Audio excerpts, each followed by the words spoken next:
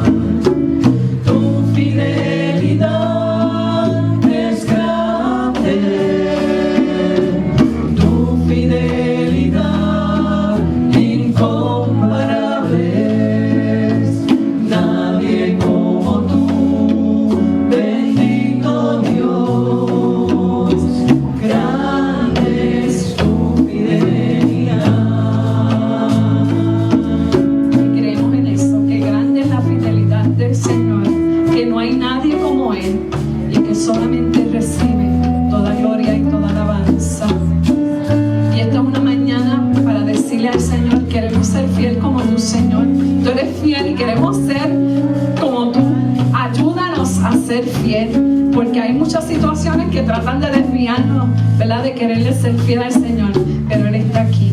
Él está aquí. Abre tu corazón, abre tu mente para recibir la palabra de Dios en esta mañana. Y le vamos a decir al Señor: te adoramos hoy. Aleluya, aleluya. Te adoramos hoy. Eres Señor, y lo afirmamos.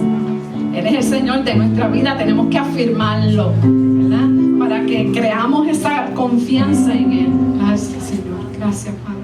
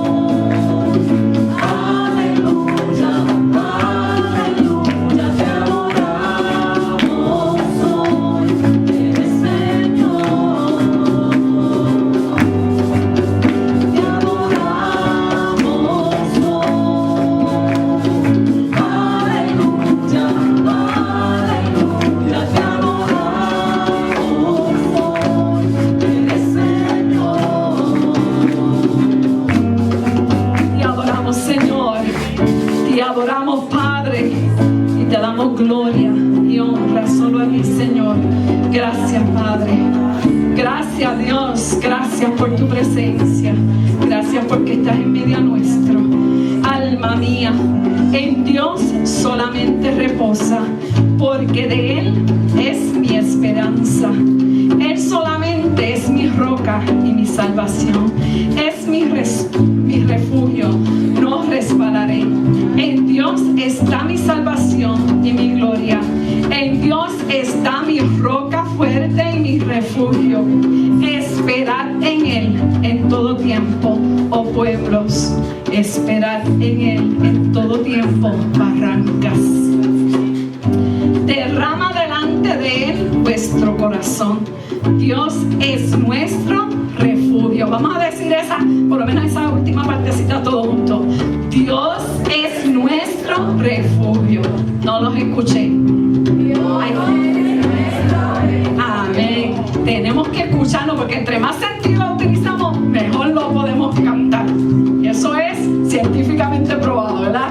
Así que nosotros lo decimos, lo escuchamos, ¿verdad? Y lo escuchamos de los demás.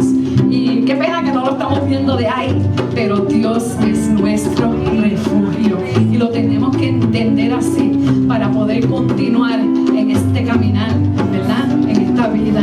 Y en esa convicción de que Dios es nuestro refugio, vamos a presentarnos ante el Señor en este momento y vamos a pedirle a Él que Él sea tomando nuestras preocupaciones, nuestra dolencia, lo que sea, que Él lo tome, lo haga suyo, porque nosotros le vamos a dar toda gloria y honra. Y desde ahora le damos gracias al Señor por todas esas cosas que vamos a ver, que no las estamos viendo todavía y que quizás parezcan como que no las vamos a ver, pero sí, las vamos a ver en el nombre del Señor.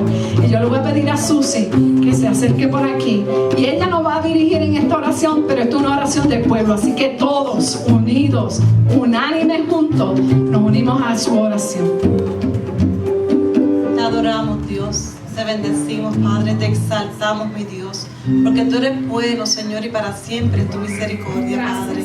Señor, te damos gracias, Señor, porque hasta aquí, Señor, nos has sostenido, Padre. Gracias, Señor, por esta mañana maravillosa, Señor, que nos deja, Señor, levantarnos, Señor, abrir nuestros ojos, Señor, y poder venir aquí a adorarte, Señor, y a glorificarte, Padre. Señor, te damos gracias, Señor, porque sabemos, Señor, que tú tienes el control de todas las cosas, Padre. Que tú te vas a glorificar, Señor, que tú te vas a mover, Espíritu Santo de Dios, como nunca antes, Padre. Este es el día que tú has hecho, Señor, y por tanto nos alegraremos y nos gozaremos en ti, Padre. Señor, sabemos que tú tienes nuestras peticiones, Señor. Sabemos, Señor, que tú sabes, Señor, de qué estamos falta, Padre. Así que, Señor, te damos gracias, Señor, y venimos, Señor, a adorarte, Señor, y desde ya darte la gloria y la honra, Señor, por todo lo que vas a hacer, Señor. Señor, glorifícate de manera especial, Señor. Usa a la persona, Señor, que ha de poner tu palabra, Señor. Úsala, Señor, aleluya, como instrumento tuyo, Padre, Señor. Que se pueda dejar sentir, Señor, aleluya, tu Espíritu Santo, Padre. Creemos, Señor, que tú te vas a mover, Señor. Que veremos tu gloria una vez más, Señor, aleluya. Y que todo, Señor, lo que aquí se haga, Señor, aleluya, sea para gloria y honra de tu nombre, Señor. En el nombre de Jesús. Amén. Nuestro Señor es fiel. Nosotros tenemos que pedirle que nos ayude a serle fiel. Y en este cántico es un himno, tiene varias estrofas, pero a mí me interesa por lo menos que en esta mañana tú te lleves el coro. Con el coro nada más basta, porque dice: en tus pasos quiero seguir, cerca de ti, cerca de ti. Y si encuentro pruebas aquí, que la vamos a encontrar, dame confianza en ti. Eso es más que suficiente. Obediencia y confianza, más que suficiente.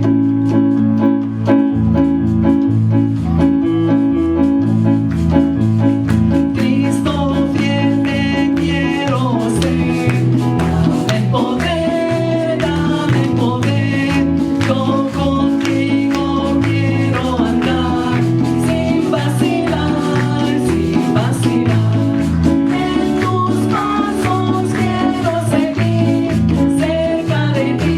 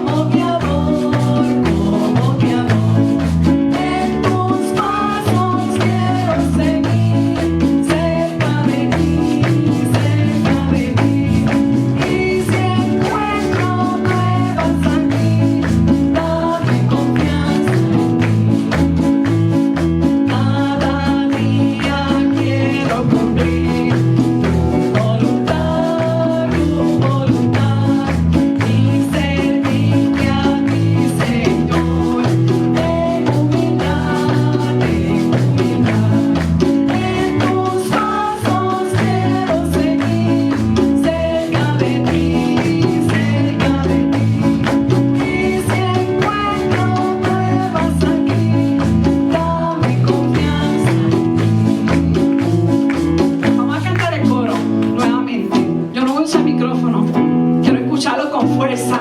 Que eso quede aquí y aquí.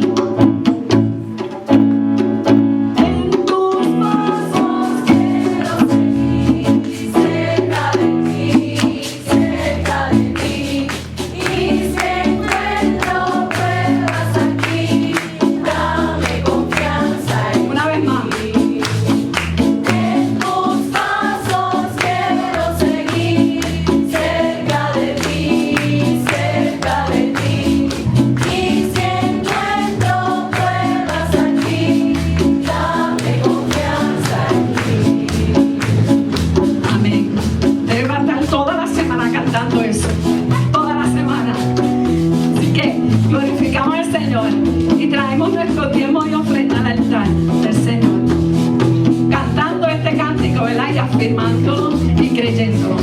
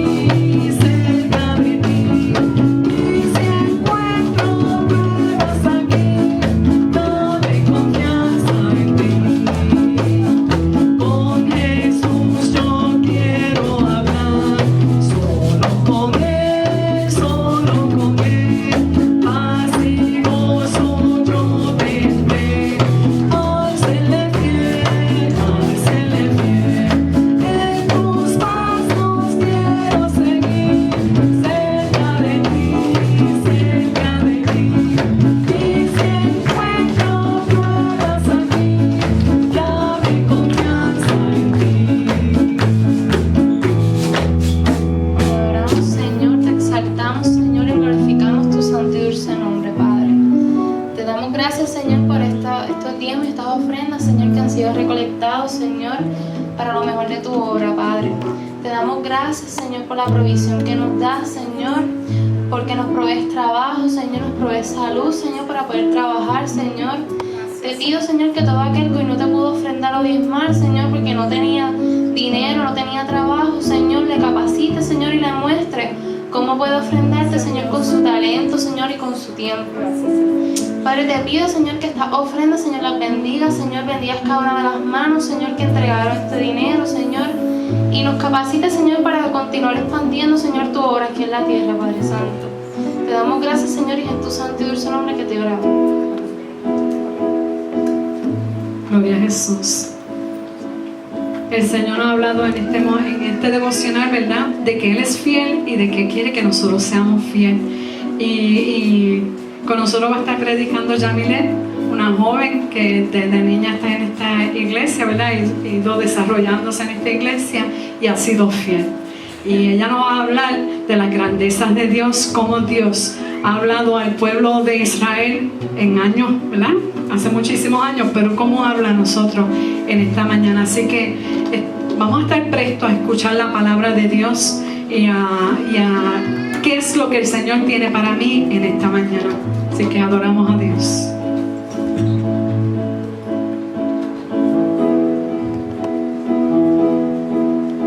Hermanos, que el Señor les bendiga. Yo tengo que hacer este cuento nuevamente porque lo hice en el primer culto y en el segundo culto no se pueden quedar y toda la cosa.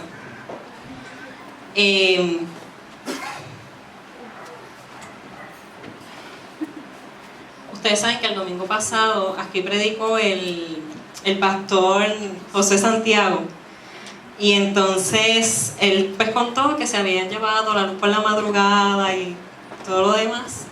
Pues yo soy vecina del pastor José Santiago, así que el domingo pasado, ¿verdad? Se nos fue la luz. Y entonces pues parece que a la Autoridad de Energía Eléctrica le ha dado que todos los domingos por la madrugada se llevan la luz. Así que nuevamente eso pasó en esta madrugada. Y pues nada, yo pues buscando socorro, porque, ¿verdad? Uno no se levanta así. O sea, uno se levanta muy diferente. Y pues yo le escribo un mensaje de texto a Ruthie, ¿verdad? Porque Ruthie es mi partner de viaje y qué sé yo, y dormimos juntos, así que hay esa confianza. Y yo le escribo: Ruthie, se me fue la luz, no hay luz en casa, help me. Y ella me escribe para atrás: aquí no hay agua, ¿qué voy a hacer yo? Entonces yo dije: pues, tú sabes, yo estoy en una crisis, ella está en una crisis, yo no puedo llegar con mi crisis allí. Entonces, ¿con quién yo puedo hablar? ¿Qué más puedo hacer? Y pues nada, llamé a don José. Y entonces, pues no cogían el teléfono y yo dije: ay, Señor, ¿qué voy a hacer? Y ya era tardecito, ya eran, yo creo que fuera como a las 7 de la mañana que la llamé. Y no cogían el teléfono, pero lo cogieron como que en el último timbrazo. Y yo dije: gloria a Dios. Lo que yo, doña Gladys estaba como media dormida y yo, ay, para colmo la desperté. Pero nada, doña Gladys, tú sabes, siempre tan dispuesta y tan servicial. Así que cogí el teléfono y yo quería llegar temprano aquí. Entonces yo: mami, acelera el carro, son las 7:30 ya. Entonces yo dije: no quiero llegar a la iglesia y que haya gente en la iglesia y me vean, tú sabes, estoy morosa, ¿sabes? Para tirar. Pues nada, pues llegué a casa de doña Gladys. Cuando doña Gladys me vio con ese pelo, doña Gladys: Yamile, y yo: ay, doña Gladys, no se preocupe que esto se va ya mismo. Cuando yo conecte mi plancha al interruptor de su casa, usted puede estar segura que se va. Así que estoy hoy bien, gracias a doña Gladys. Así que el crédito a doña Gladys. Ustedes saben que en la televisión dicen: y yo visto de tal sitio. Pues yo estoy así vestida porque doña Gladys estuvo dispuesta a ayudarme. Así que qué bueno, ¿verdad? Que en la casa del Señor, en la comunidad, podemos encontrar esas cosas. Vamos a buscar en nuestras Biblias, después de todo esto.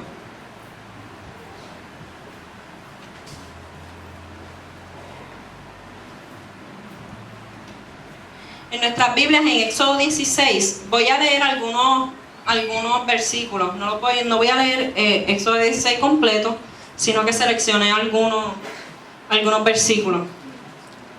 Así que mientras vayamos encontrando la palabra del Señor, pues nos ponemos de pie en reverencia a ella.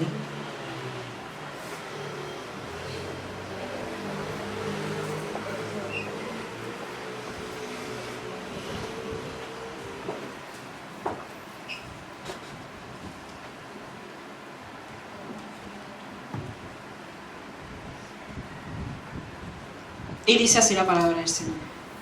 Los israelitas salieron de Elim y viajaron al desierto de Sin, que está entre Elim y el monte de Sinaí. Hacía 1 mes y 15 días que habían salido de Egipto.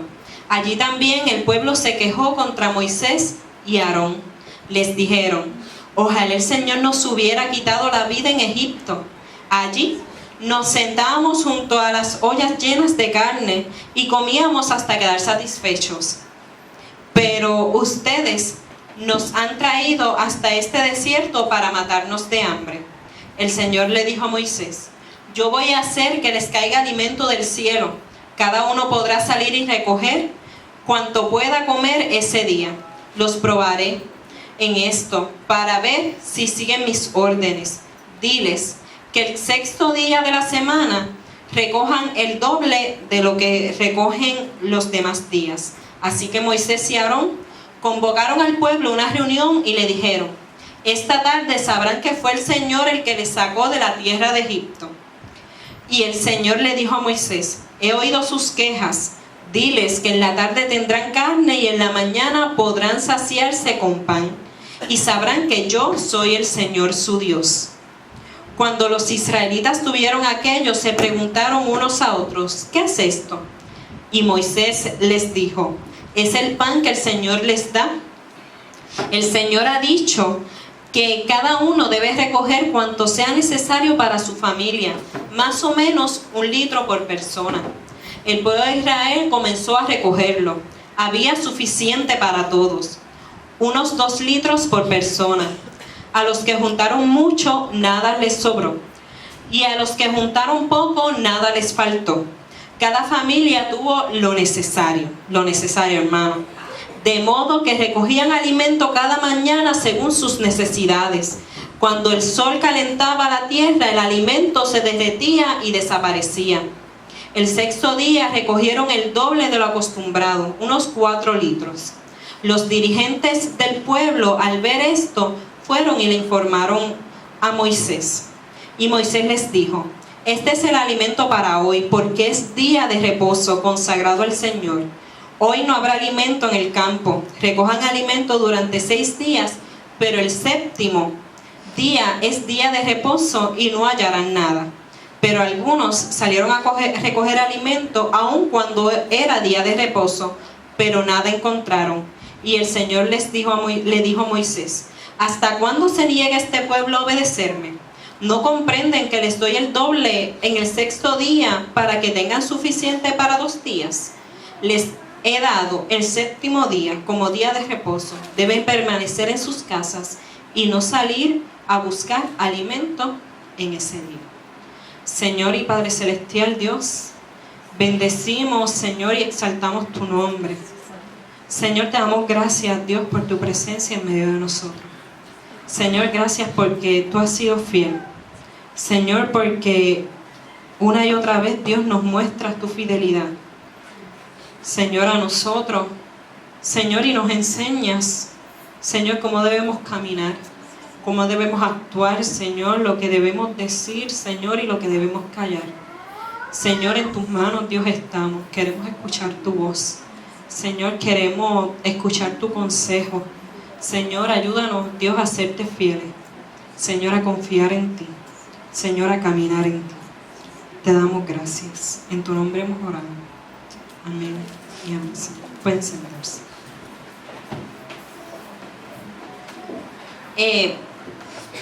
En las células se está trabajando con el libro Una vida con propósito del pastor Rick Warren.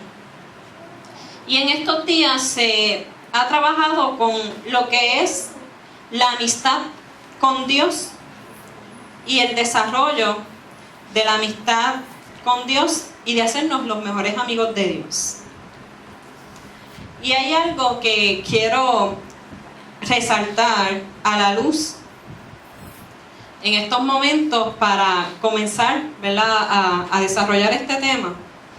Y es que en una parte del libro, el pastor Rick Warren dice que en el Antiguo Testamento el temor de Dios predomina más que lo que es la amistad con Dios.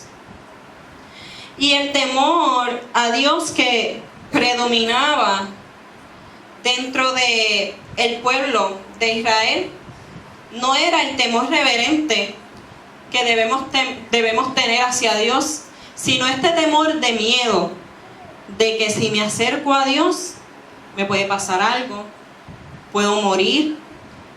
Pero a pesar de eso, curiosamente, también en el Antiguo Testamento, hay personas que se acercaron a Dios siendo sus amigos, teniendo reverencia y temor reverente, pero acercándose a Él sabiendo que podían encontrar socorro en Dios, que podían encontrar el auxilio suficiente en Dios. En una ocasión, David, el rey David, ¿verdad?, que a veces se habla mucho de él porque dice la palabra que era un hombre conforme al corazón de Dios, pero a veces él hacía sus cositas, ¿verdad?, y tenía sus debilidades. Y fíjense que en una ocasión él no obedeció del todo a Dios y Dios le dio a escoger entre muchas cosas que podían pasar, entre alternativas que tenía para escoger para que el Dios los reprendiera. Y dentro de las posibilidades estaba el hecho de caer en las manos de Dios y que Dios emitiera un juicio. Y David dijo: ¿sabes qué, Dios? Yo, antes que cualquier cosa, yo prefiero estar en tus manos. Porque aunque sé que soy desobediente y tú me reprendes, sé que tú eres grande en misericordia. Y sé que tu misericordia está por encima de cualquier cosa y tu amor, la esencia de lo que tú eres, está por encima de cualquier cosa. Así que encontramos personas como estas en el Antiguo Testamento. Y eso a mí, ¿verdad?, me trae el pensamiento de que realmente desde el Antiguo Testamento Dios quiere que nosotros nos acerquemos a Él, que seamos transparentes ante Él y que no tengamos miedo ante acercarnos a Dios. Y saben que todo el tiempo estamos escuchando que tenemos que agradar a Dios, ¿verdad? Y eso es algo que constantemente en las diferentes iglesias pues lo escuchamos eso. Probablemente si en estos momentos hago un sondeo, podríamos encontrar diversas respuestas a la pregunta de ¿qué es lo que le agrada a Dios? O mucho mejor y quizás más directo, ¿qué debo hacer para agradar a Dios? Quizás una de las respuestas que más prevalezca sea, bueno, pues el hacer la voluntad de Dios. Pero entonces llega el pensamiento a la pregunta de, entonces, ¿qué es hacer la voluntad de Dios? ¿Qué es caminar según la voluntad de Dios? Y el primer propósito de la vida de las personas, según el pastor Rick Warren, que escribe el libro Una vida con propósito, es que fuimos planeados para agradar a Dios. Así que Dios nos planificó para agradarle a Él. Pero, ¿cómo puedo hacer esto? ¿Qué Dios quiere que hagamos? Pues saben que antes de que podamos llegar a alguna conclusión, y usted llegará a su conclusión al final de este mensaje, quisiera que tuviésemos alguna perspectiva de lo que es la confianza y la amistad con Dios. Cuando hablamos de amistad, ¿quién es la primera persona que le llega a la mente? Yo no sé usted, pero cuando yo pienso en amistad, cuando a mí me hablan de lo que es la amistad, me llegan a la mente personas con las que puedo hablar sin restricciones. Personas con las que no tengo que tener ningún tipo de protocolo para acercarme a ellas. Personas que en cualquier momento que yo los llame, me van a atender. Y que van a estar ahí en el momento más oportuno y específico de mi vida. Y que van a tener, y que a mí no me cabría la menor duda de que van a tener palabras para mí, ¿verdad? Y palabras de aliento. Y no tengo que usar ningún tipo de formalidad como lo podría utilizar con otro tipo de persona con la que yo no soy amiga, ¿verdad? Quizás si yo me acerco a una persona que apenas conozco, probablemente no lo salude con un beso, probablemente le dé la mano. Pero ya cuando hay algún tipo de amistad, pues hay un acercamiento mayor con las personas, ¿verdad? Ya hay como que ese cariño, esa cosa que distingue lo que es la amistad. Y yo pienso en personas con las cuales puedo compartir tal y como soy. Personas que yo las escucharía en cualquier momento.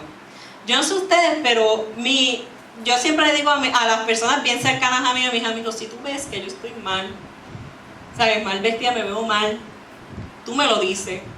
Pero esa crítica yo no la tomo de todo el mundo. Esa crítica yo la tomo de mis amigos, de las personas con las que tengo cercanía y tengo confianza, ¿verdad? Porque quizás como que si lo dice alguien como que yo no conozco mucho, ay, qué mal te ve, es como que, ¿pero qué le pasa a esta persona? Pero de los amigos uno como que no lo toma mal, uno dice, ay, es verdad, ayúdame ¿qué puedo hacer? Préstame una camisa tuya o préstame un pantalón, ¿verdad? Y eso lo podemos hacer con los que son los amigos. Y cuando hablamos con amigos no nos sentimos juzgados, no sentimos que hay juicio en el proceso, que le puedo confesar cualquier cosa y no me siento juzgado ni juzgada con los amigos. Y podemos, ¿verdad?, conseguir ayuda en cualquier momento, pero quiero que definamos algunas cosas. Y es lo que es la confianza, ¿verdad? Ya les dije que quería hablar un poquito de lo que es la amistad en conjunto con la confianza, ¿verdad? La amistad como consecuencia de la confianza que tú le tienes a una persona. Y en estos momentos me voy a ver bien maestra de escuela bíblica, pero quiero profundizar con ustedes esto.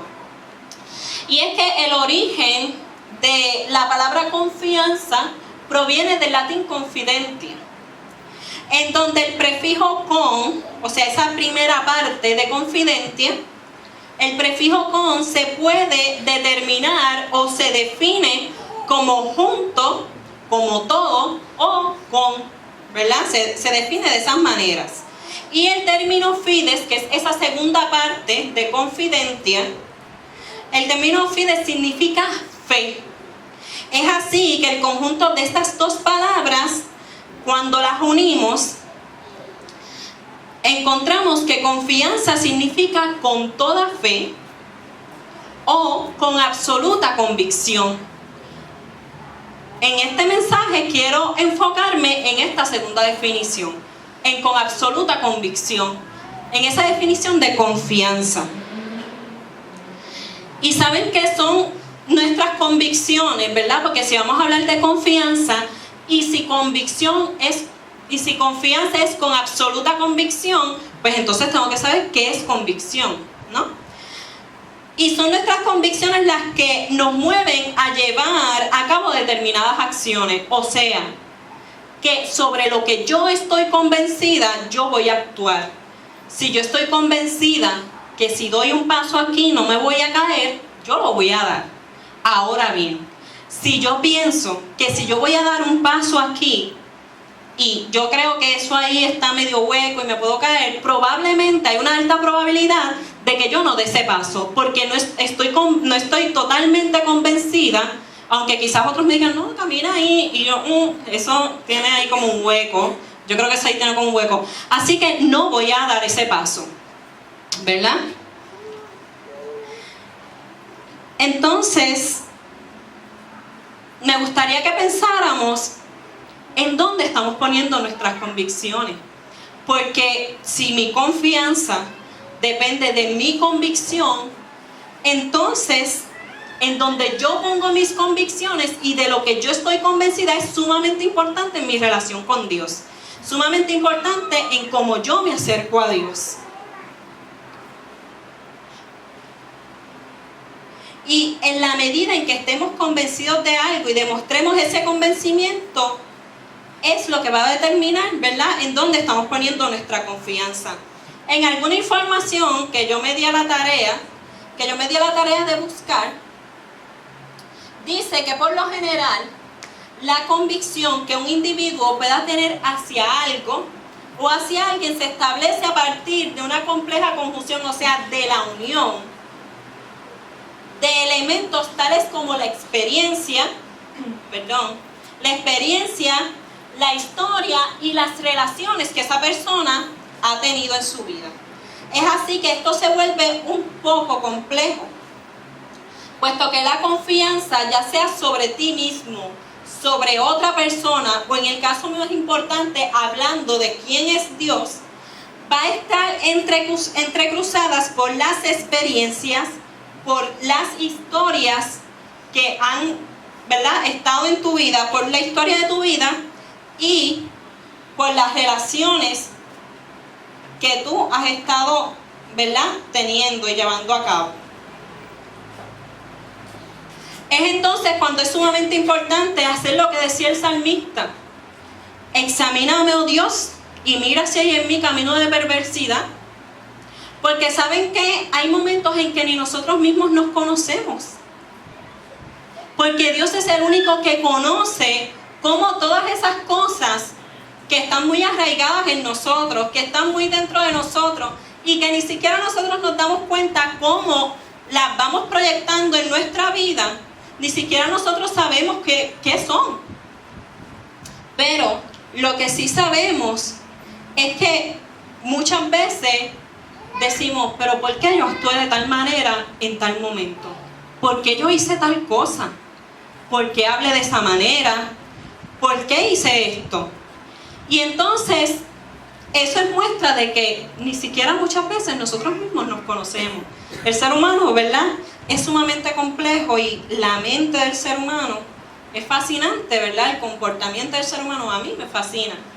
El comportamiento del ser humano es fascinante porque es tan diferente a todo el mundo, pero es ¿verdad?, por este espectro de cosas que están ahí, ¿verdad?, que se entrecruzan en nosotros.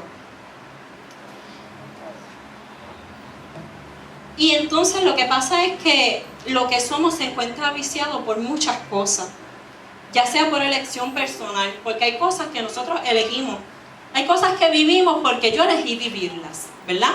Tomé la elección de hacer esto, tomé la elección de no hacer esto, ¿verdad? Y hay cosas que vivimos por elección propia.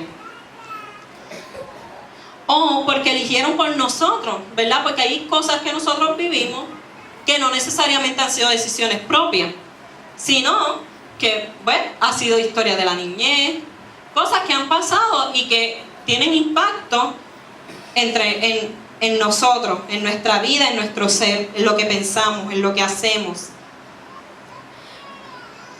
Pero a pesar de eso, a pesar de que digamos, bueno, yo no tengo culpa de que me haya pasado esto o aquello, o sí, definitivamente yo elegí hacer esto o aquello, la realidad es que no importa de qué manera sea, la realidad es que tenemos que trabajar con ello. Y eso está ahí, está como latente. Es como ese centro de mesa que está en nuestra casa, que uno lo ve todos los días y uno dice, eso está ahí latente, eso está ahí. Entonces, cuando lo vemos así constantemente, eso significa que entonces tengo que trabajar con ello. Tengo que estar ahí para trabajar con ello.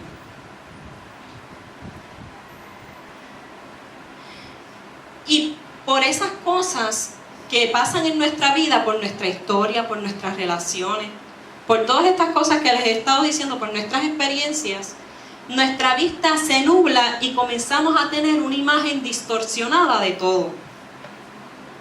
Entonces, comenzamos a tener mecanismos de defensa que se levantan. No. Porque una persona que, por ejemplo, ha sido maltratada, pues probablemente vea que si le alzan un poco la voz, me está gritando y me está maltratando. Entonces,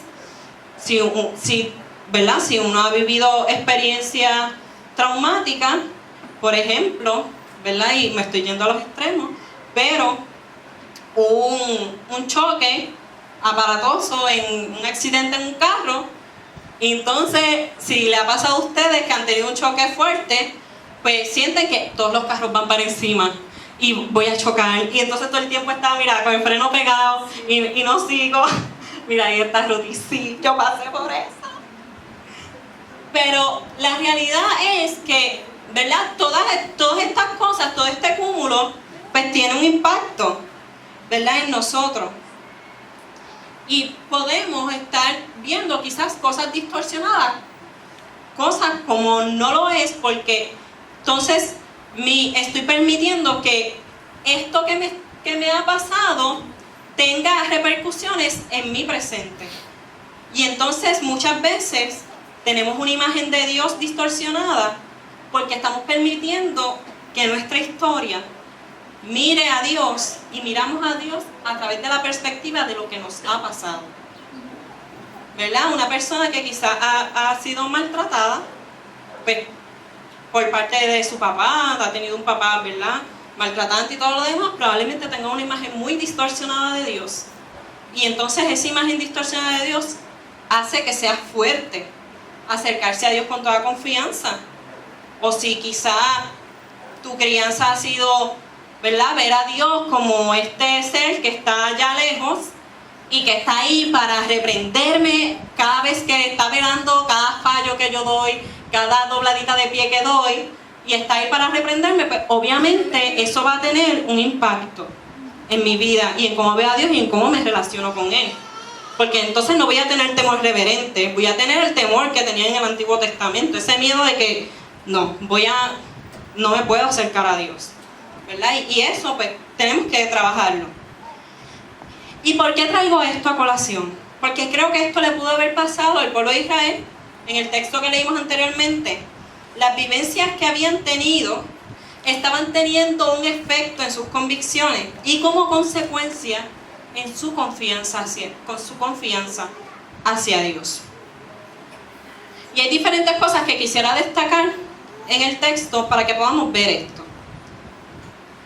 Hacía muy poco tiempo, dice ahí, que hacía 1 mes y 15 días que ellos habían salido de Egipto, o sea que ya había pasado toda esta cuestión del Mar Rojo y todo demás, cantaron y celebraron y todo lo demás, pero ya hacía 1 mes y 15 días que todo esto había pasado.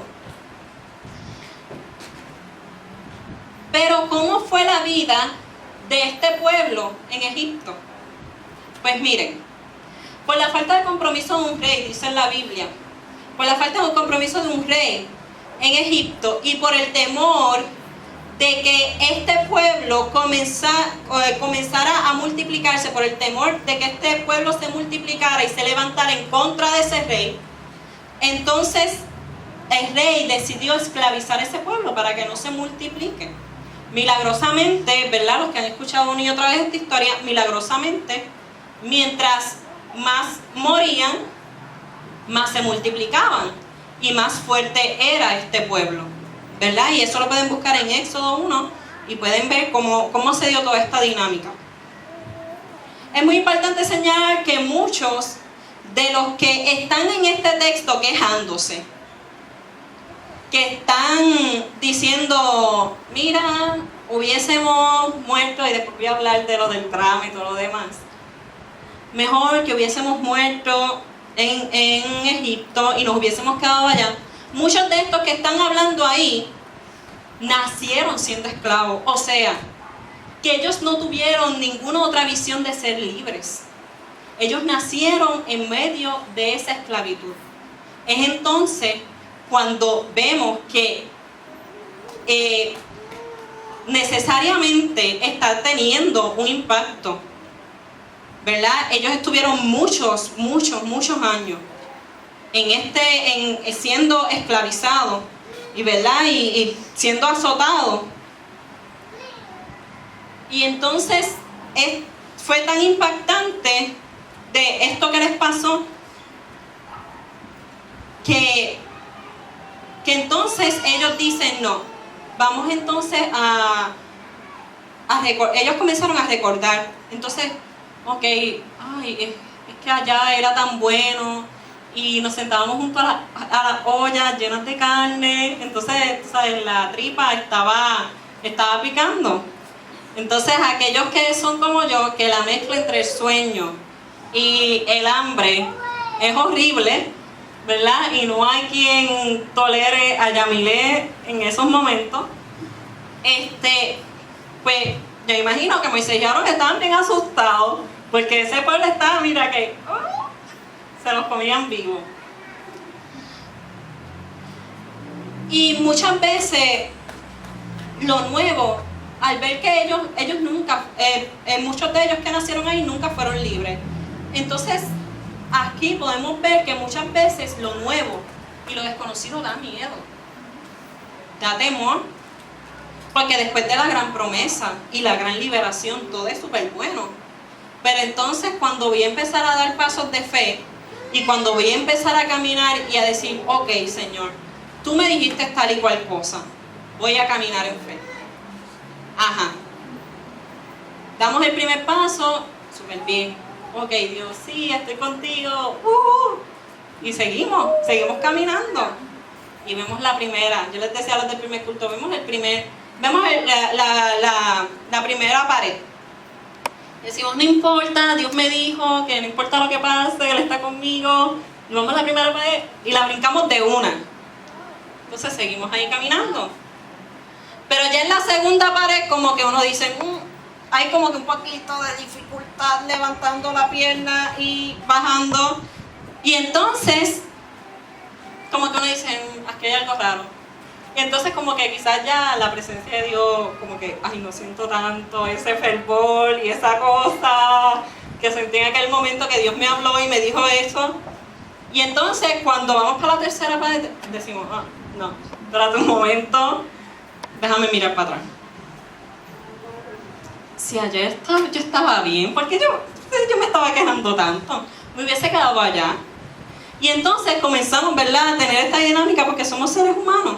Y entonces comenzamos a pensar, como dice el dicho, mejor malo conocido que bueno por conocer, así que me quedo aquí sentadito, porque pues,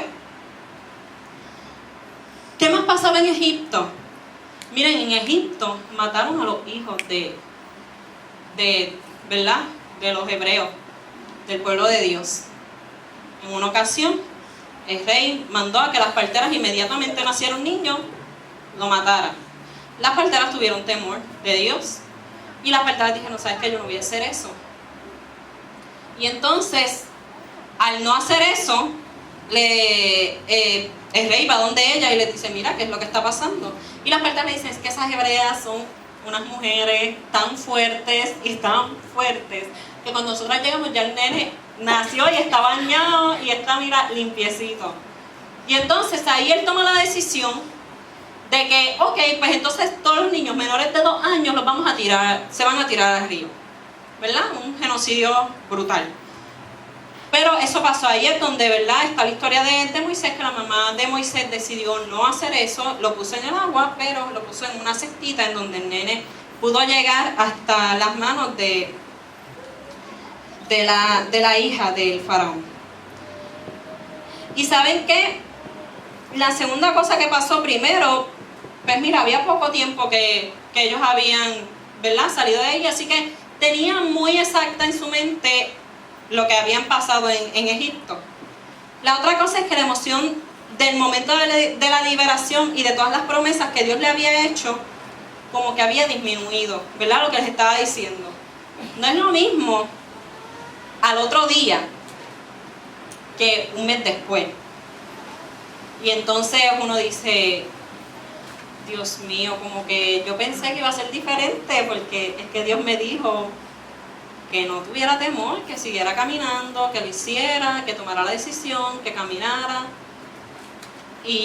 Pero ya ha pasado un tiempito y como que no. Pero Dios lo saca de forma tan extraordinaria, ¿verdad? Y quiero que recordemos ese momento. Dios lo saca de forma tan extraordinaria que Dios se le revela a Moisés de una forma sobrenatural. Dios le dice a Moisés que había visto los profundos sufrimientos del pueblo de Egipto y que había oído sus oraciones en las que pedían liberación de sus duros capataces y que por lo tanto había venido a liberarlos de sus opresores egipcios y que los llevaría a una tierra buena y grande. Y como que si ahora yo leo nuevamente el otro texto, que ellos dicen comer Egipto, como que, eso no es congruente. Sus oraciones no son congruentes con lo que ellos ahora están diciendo en el desierto. En el desierto ellos están diciendo que se acordaban de cómo era cuando estaban con esa olla y que, ¿verdad?, cómo estaban allí también. Pero entonces ellos le decían a Dios, Dios, libéranos. Y Dios vino a libertarlos porque ellos tenían, ¿verdad?, una necesidad. Y eso fue sumamente emocionante. A mí me encanta la narrativa.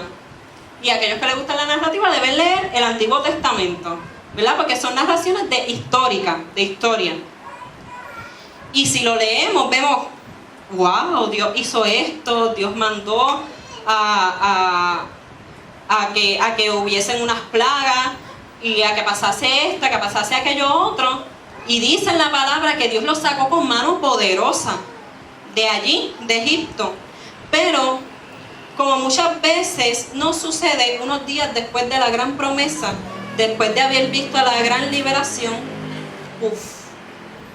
se fumó todo. Comenzó la complicación en el camino. Y comenzaron a sonar las tripas en el desierto. Es entonces cuando preferimos lo que había antes, porque es lo conocido, es lo que nos da seguridad.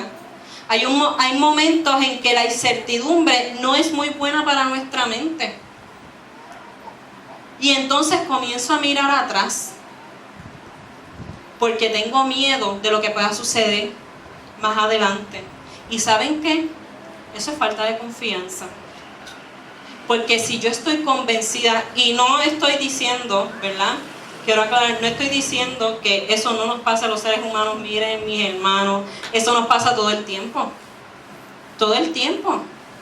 Nosotros nos dan una buena noticia y uno está súper emocionado y al rato como que le dicen a uno, no, pasó tal cosa, y no puede ser.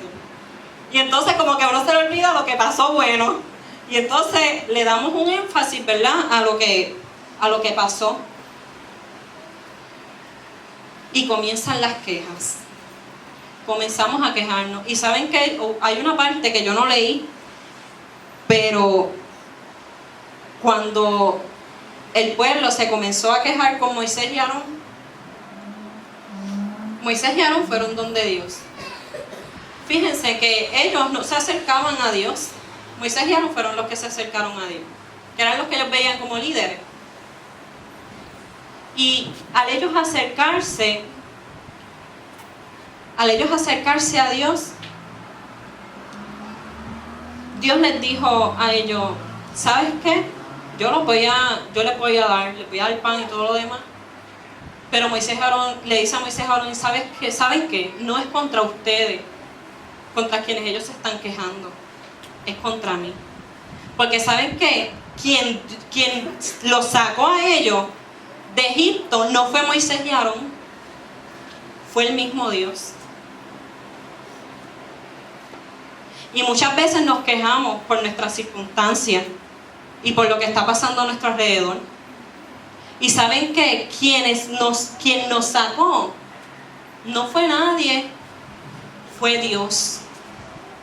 Y cuando nos quejamos, muchas veces nos quejamos en contra de lo que Dios está haciendo.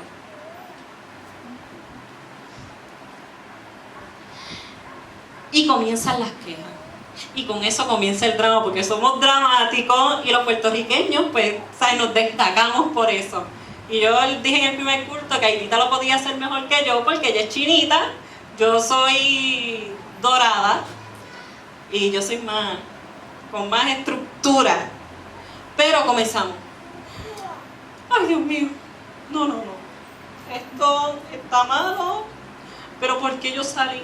¿Por qué yo me fui? Es que me hubiera quedado allá, Y entonces comenzamos con la cuestión esta de la quejabanza. Hay una canción que dice, deja la quejabanza y cámbialo por alabanza. Miren, nuestras quejas no es para decírselo a otro, es para acercarnos a Dios. Dice la palabra que presentemos a Dios nuestra queja, que confiemos en Él y que Él hará.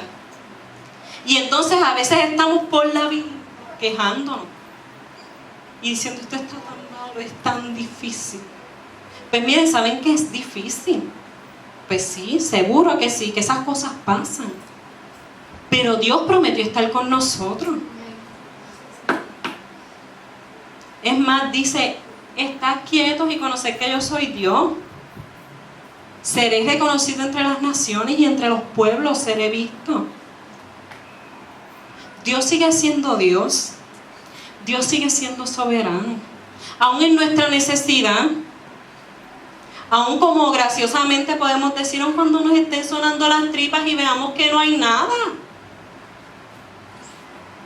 Aun cuando tengamos que pagar los biles y no veamos que está el dinero, Dios sigue siendo Dios. Y Dios sigue siendo el Dios de la provisión. Amén. Y hay una respuesta de Dios. Dios comienza a suplir toda necesidad.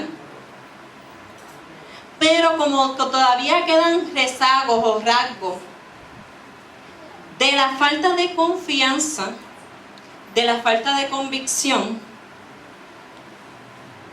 no se siguen las instrucciones específicas que Dios nos da. Y entonces ahí es cuando comenzamos a recoger de más. Por si acaso a Dios se le olvida, ¿verdad? Y entonces el pueblo de Israel pues dijo eso también. Pues mira, por si acaso, voy a coger un poquito más de maná. Voy a coger un poquito más de maná, por si acaso. Y entonces, ¿qué fue lo que pasó? Pues miren, se pudrió. Porque ¿saben qué? Dios da la provisión. Y miren lo que dice aquí. Y se los quiero leer textual. Dice, el pueblo de Israel empezó a recogerlo. Había suficiente para todos. Miren, hermanos, cuando está la provisión de Dios, hay suficiente. Hay suficiente. Nosotros somos el pueblo de Dios. No tenemos por qué estar desconfiando. Porque va a haber suficiente. Aún así sea ojos blanco peladito, hay suficiente. Hay suficiente para saciarte. Había suficiente para todos, unos 2 litros por persona. A los que juntaron mucho, nada les sobró. Así que no tienes por qué estar mirando para decir, ay, aquel tiene más que yo. ¿Saben qué? El que tiene mucho, nada le sobró. Nada le va a sobrar. Pero ¿saben qué? Al que tenía poco, nada le faltó. Así que nada nos va a faltar, hermano. ¿Que pueden llegar las dudas a la mente? Pues seguro que sí. Somos seres humanos. Y es válido también. Es válido dudar. Pero ¿saben qué? Nuestra confianza está puesta en el Señor. Nuestra confianza de que Dios va a proveer para lo que nos hace falta, hermanos, para lo necesario. Porque a veces nuestra queja es porque quiero de más. Y eso nos pasa a todos. O sea, esto es desde acá.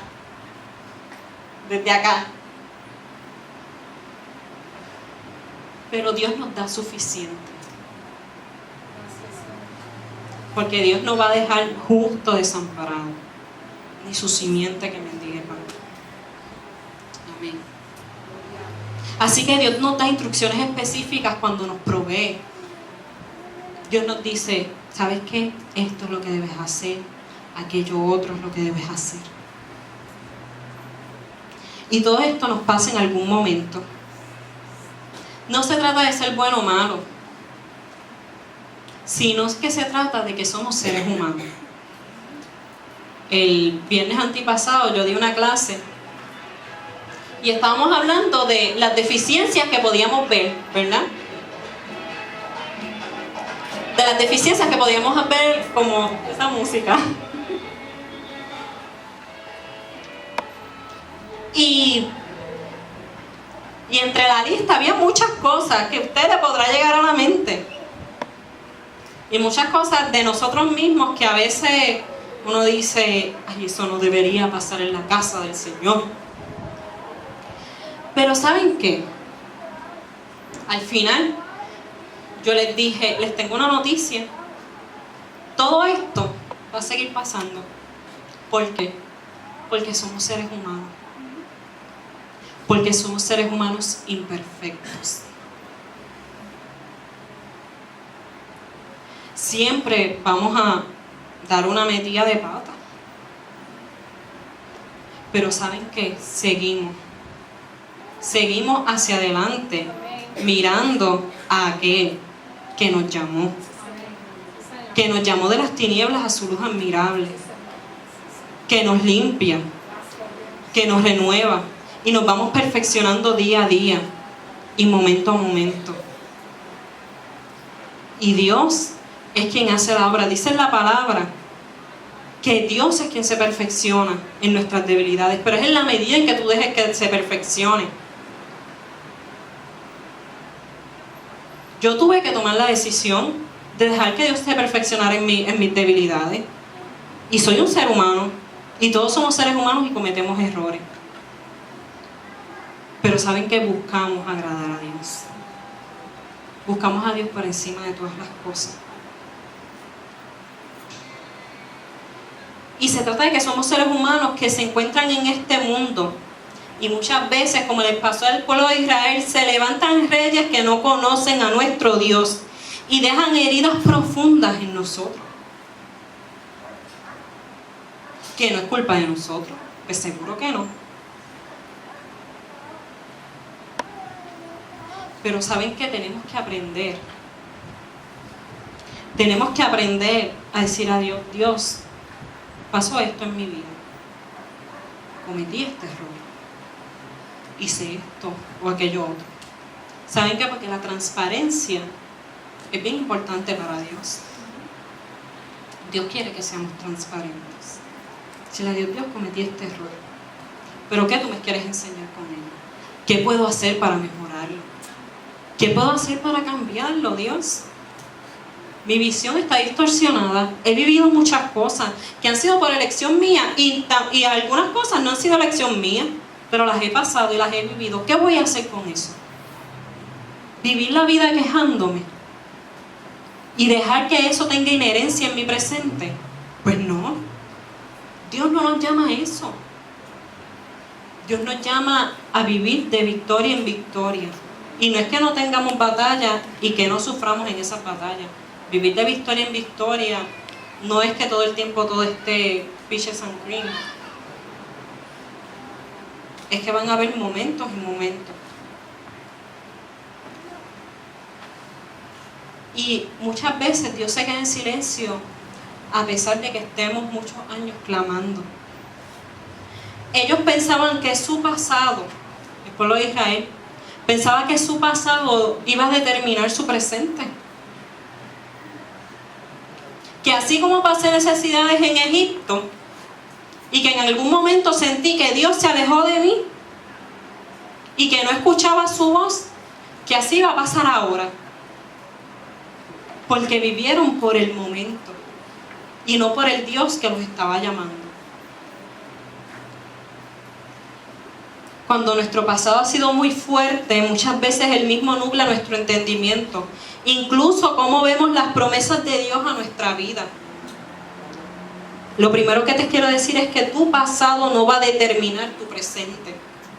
Lo que pasó ayer, ayer pasó. Y eso no va a determinar tu presente si tú lo decides hoy. Eso no lo va a determinar. Mucho más importante, nuestro pasado no determinará ni determinó quién fue Dios, ni quién es Dios en el presente, ni las promesas que Él tiene. Y no es fácil hacer este ejercicio de no permitir que lo que vivimos distorsione cómo vemos a Dios, pero lo podemos hacer. Y no pretendo que en estos momentos, ¿verdad?, tengan ese pensamiento de qué fue lo que pasó, cómo ha sido mi vida. Pero sería muy bueno que ustedes en su casa hagan una línea de vida, ¿verdad? Esas son estrategias que se pueden utilizar, pero para nosotros, por ejemplo, para los psicólogos, ver cómo una persona tiene unas tendencias, pues hacemos lo que es la línea de vida.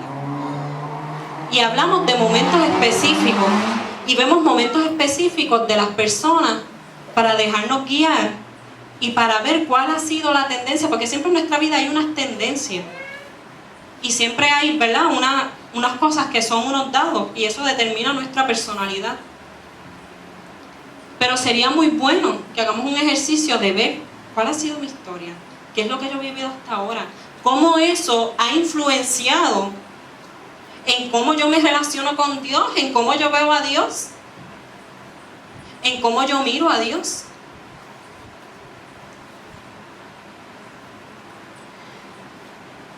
¿Y cómo podemos hacer esto? Pues ¿saben qué? Hacer ese engranaje tampoco es muy sencillo.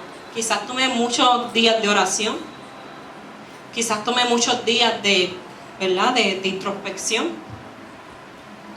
Pero en ese proceso Dios nos ayuda. Y esa respuesta podrá parecer muy utópica y muy cliché, podríamos decir, pero la realidad es que en esos procesos Dios está y Dios nos ayuda.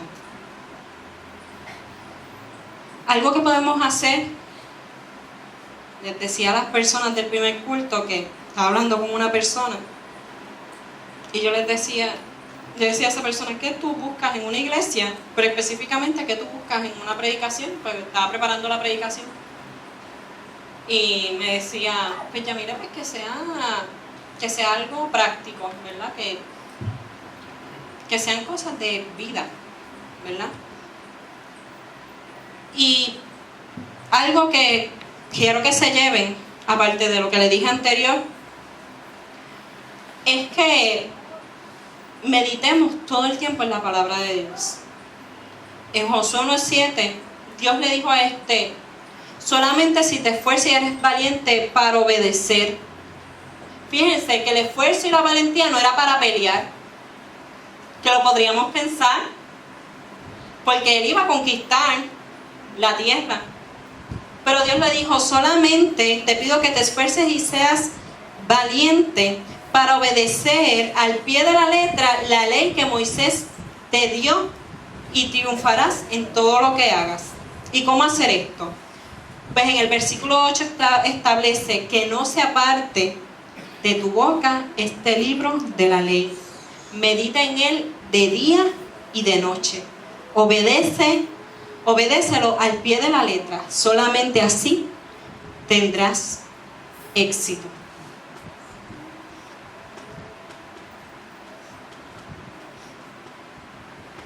Así que, para concluir, ¿verdad? Le pido a los músicos que me acompañen. Para concluir, quisiera hacer 2 llamados. El primero es para aquellas personas que en estos momentos sienten que están siendo oprimidos y que han estado orando por mucho tiempo y sienten que la opresión no se acaba y sienten que la lucha no se acaba, y es como si echar en sacos rotos, ¿verdad? Muchas veces nos sentimos así. Y el segundo es para aquellos que sienten que ya su Egipto pasó, que cantaron la victoria, que salieron de allí, pero que se encuentran en el desierto y han comenzado a dudar de lo que Dios ha prometido. Así que vamos a cantar, ¿verdad? Y si alguien quiere este acompañamiento en oración, o si tienen alguna otra necesidad, ¿verdad? Dios me inquietó a hacer estos 2 llamados. El primero es pues, para aquellos que sienten que esta lucha no se acaba, Dios. Y yo necesito que con mano fuerte tú me saques de aquí. Porque a veces Dios nos tiene que sacar con mano fuerte. Y desarraigarnos de muchas cosas es difícil y es fuerte. Y hay dolor en el proceso. Pero saben que Dios está. Dios va a estar ahí. Y les quiero decir a aquellas personas que van a pasar por el primer llamado, que después que Dios traiga libertad y traiga esta gran victoria, va a haber un momento de desierto. Y ese momento de desierto van a haber dudas. Pero procura, porque a mí no me cabe la menor duda, que aquí hay personas que Dios les va a dar grandes victorias. Aquí hay personas que Dios les va a dar grandes victorias. No sé en qué área, Dios sabe en qué área. Y probablemente Dios esté inquietando a mucha gente a que pronto hay una gran victoria. Pero saben que en el proceso de esa gran victoria, procuren acercarse tanto y tanto a Dios, que cuando llegue el desierto y la duda del desierto, y que llegue la falta de confianza, que en medio de esos titubeos haya palabra de Dios fresca para ustedes. Cantamos Jesús mi fiel amigo, y yo les invito a ponerse de pie a adorar al Señor. Si nos acercamos a Dios como nuestro amigo, podemos acercarnos a Él sin inhibiciones, sin tener miedo, y puedo levantar mis manos y adorarlo y dejar que Él haga lo que tenga que hacer conmigo. y le decimos: Señor, no quiero volver atrás. Yo quiero que tú seas mi dulce caminar. Si en algún momento has titubeado en mirar atrás y decir: atrás, donde yo estaba, donde Dios me sacó, estaba mejor. Porque a veces pasa que lo pensamos. Y no estamos para juzgar, seguro que no. Yo soy la primera que respondo al llamado. Pero muchas veces titubeamos en mirar atrás y decir: mejor atrás, si desde que Dios me liberó, lo que ha habido es una lucha constante en mi vida. Y no puedo con ello. Pues mira, hoy te digo que no permitas que esos pensamientos lleguen, porque Dios va a hacer cosas grandes